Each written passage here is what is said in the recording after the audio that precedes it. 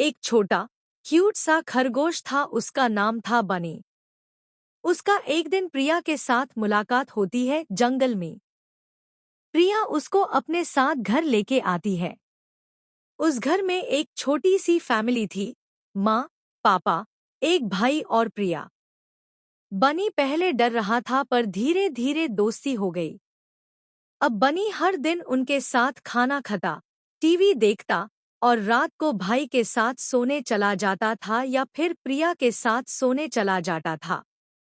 सब खुशी खुशी रहने लगे साथ में। कभी कभी सबसे अच्छी दोस्ती वहाँ होती है जहाँ हम एक्सपेक्ट भी नहीं करते।